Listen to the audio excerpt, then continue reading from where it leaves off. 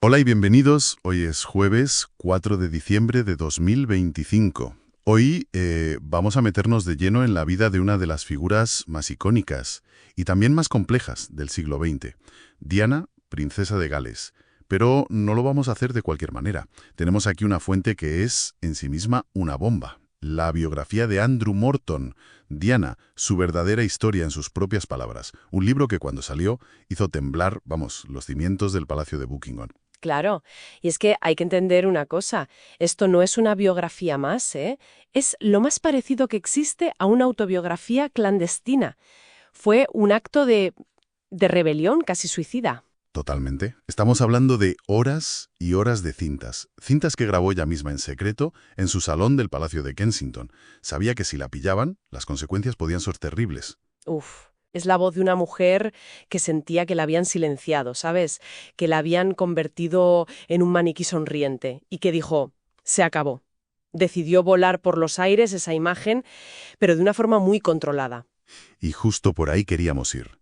Nuestra misión, por así decirlo, es usar su propia voz, esas cintas, para separar el mito de la mujer. Ujú. Queremos entender cómo esa joven aristócrata, que parecía, bueno, timidísima el día de su compromiso, acabó siendo un ícono global.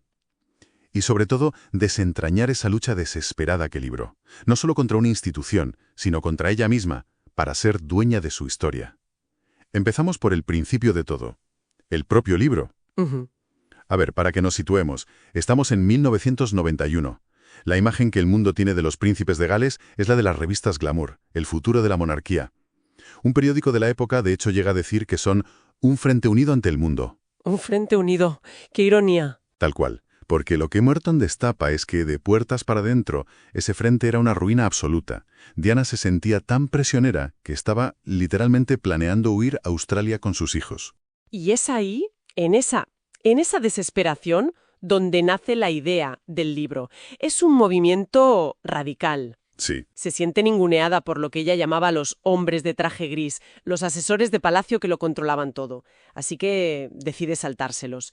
Contacta con el periodista Andrew Morton, a través de un amigo, el doctor James Coulthurst, y montan una operación que parece, vamos, de espías. Es que la logística es de película. No se veían, no hablaban por teléfono. Nada, cero. Era, vamos, demasiado arriesgado. Coulthurst era el intermediario. Iba en bicicleta al Palacio de Kensington, como si nada, con las preguntas de Morton en un blog. ¡Qué bueno! Y Diana se sentaba con una grabadora y respondía a todo con una franqueza brutal. Luego Coulthurst volvía, recogía las cintas y se las daba a Morton. O sea, la historia más explosiva de la monarquía se gestó así, en cintas de casete. El riesgo que asumió es tremendo. Ella misma lo describe como cruzar su Rubicón personal. Sabía que no había vuelta atrás. Claro. Si esto salía mal, la podían haber acusado de traición, de deslealtad, de estar loca, básicamente. Le habrían quitado todo. Quizá hasta a sus hijos. Era consciente de la que se le venía encima. Yo creo que era consciente de que iba a provocar un terremoto, pero, a ver, creo que subestimó la escala del tsunami. Ya, Cuando los primeros extractos se publicaron en el Sunday Times en junio del 92, la reacción no fue de sorpresa, fue de conmoción nacional. me lo imagino. La fuente describe un estado de incredulidad, incluso de asco. Había gente quemando el periódico en la calle. El arzobispo de Canterbury preocupado por los niños. Un diputado pidiendo que metieran a Morton en la Torre de Londres. En 1992. ¡Qué barbaridad! Es que, de repente, el público no leía cotilleos. Leía en primera persona sobre intentos de suicidio, sobre bulimia y sobre la confirmación de lo que todo el mundo sospechaba, que en ese matrimonio siempre habían sido 3.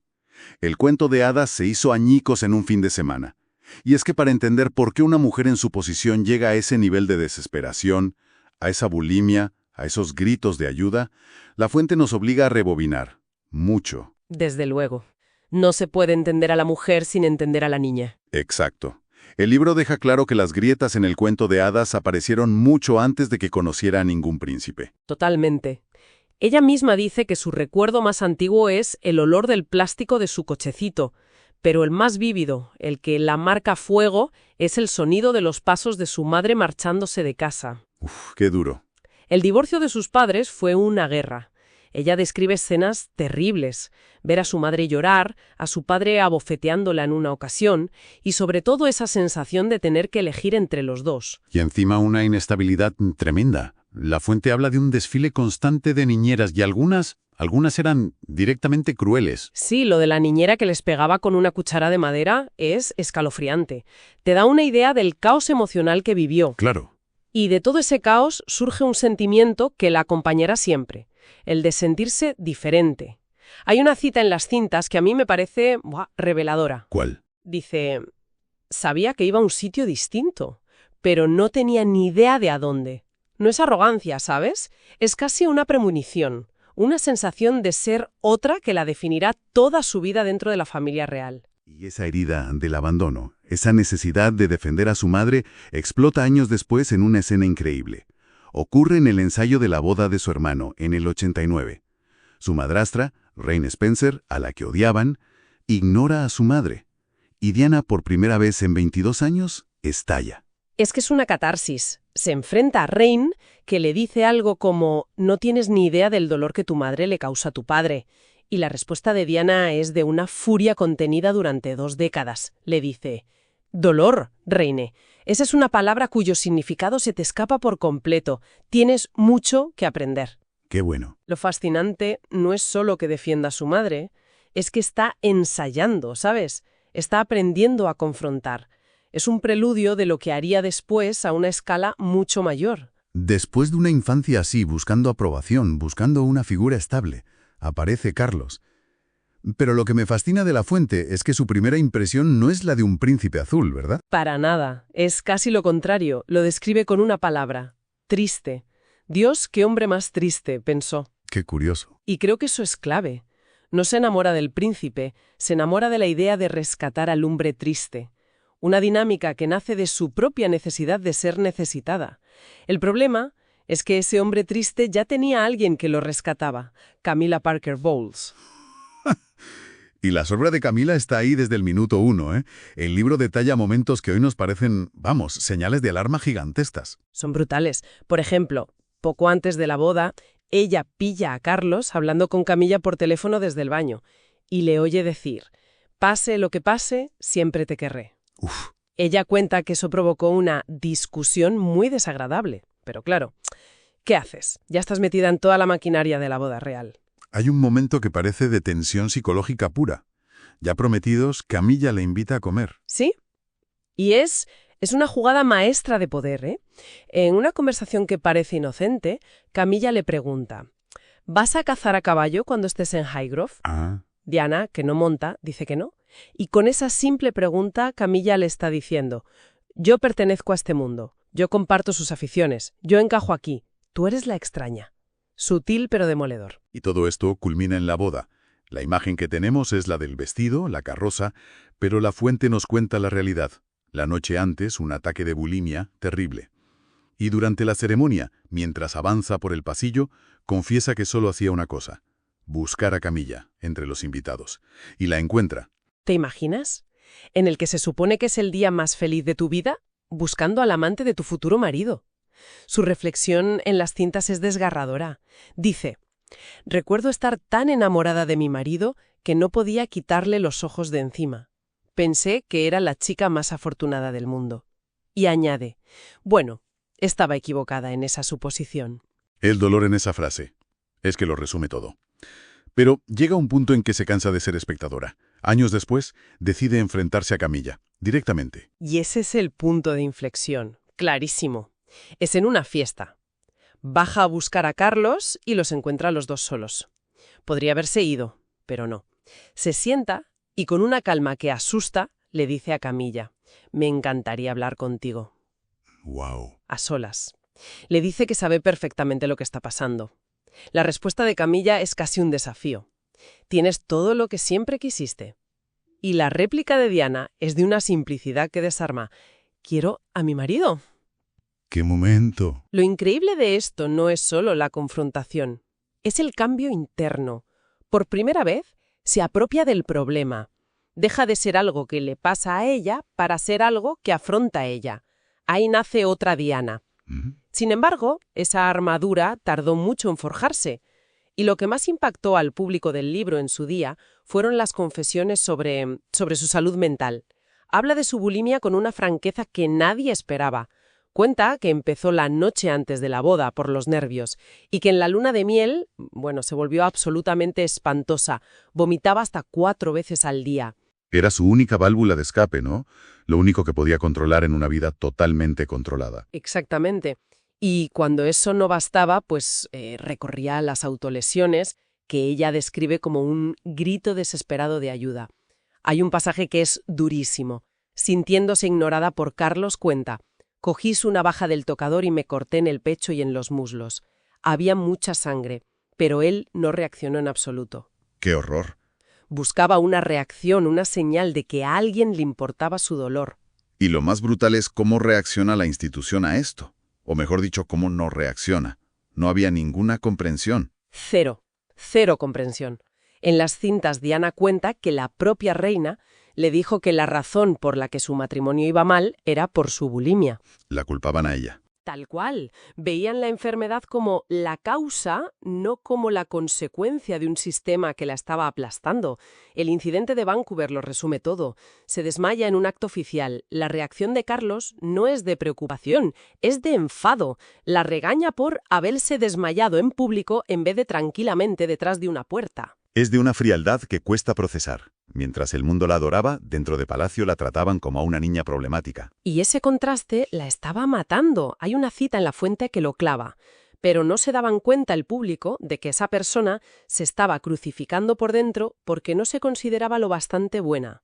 Cada ovación que recibía, cada portada, era una discusión glacial en privado. Su mayor activo de cara al exterior era su mayor problema de puertas para adentro. Pero el libro no es solo un lamento. De hecho, es el primer paso para dejar de serlo.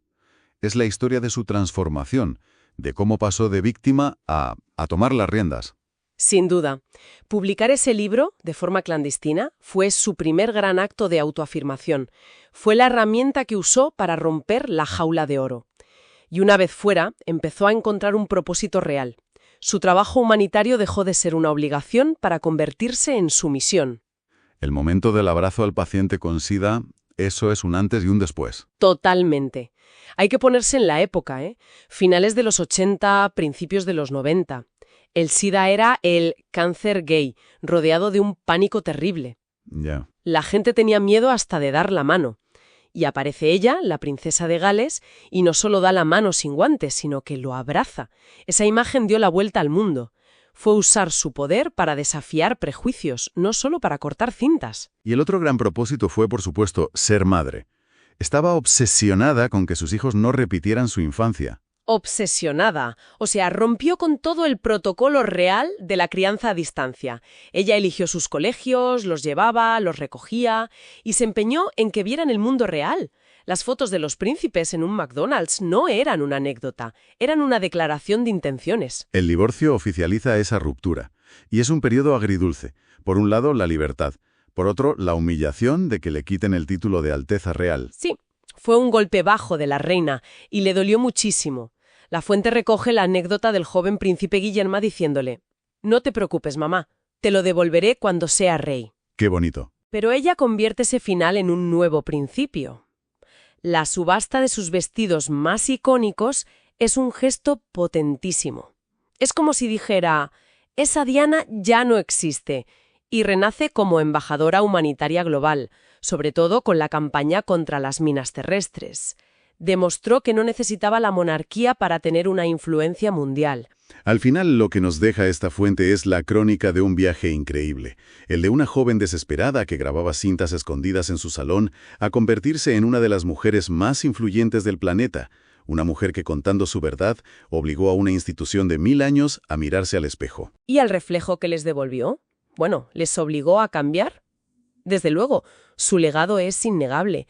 La monarquía de hoy, mucho más consciente de la necesidad de conectar, es hija directa del efecto Diana. Y sobre todo, su legado vive en sus hijos. Cuando vemos a Guillermo y a Harry hablar abiertamente de salud mental, están recogiendo el testigo de su madre. Están terminando el trabajo que ya empezó. Absolutamente. Y para terminar, me gustaría dejar una pregunta en el aire que la propia fuente sugiere. Diana cuenta que consultaba a menudo a videntes y astrólogos, buscando respuestas. Y una predicción se repetía, que se casaría con un extranjero y que Francia sería un lugar muy significativo en su futuro. Es un detalle escalofriante, desde luego. Lo es. Y te deja con una duda inquietante. Si pensamos en su trágico final en París, junto a Dodi Al-Fayed, uno se pregunta, ¿fue toda su vida una sucesión de elecciones conscientes, una lucha por forjar su propio camino contra viento y marea? ¿O estaba sin ella saberlo, siguiendo un destino que siempre intuyó, que le susurraban las cartas y las estrellas, pero que nunca llegó a comprender del todo? Es algo para reflexionar.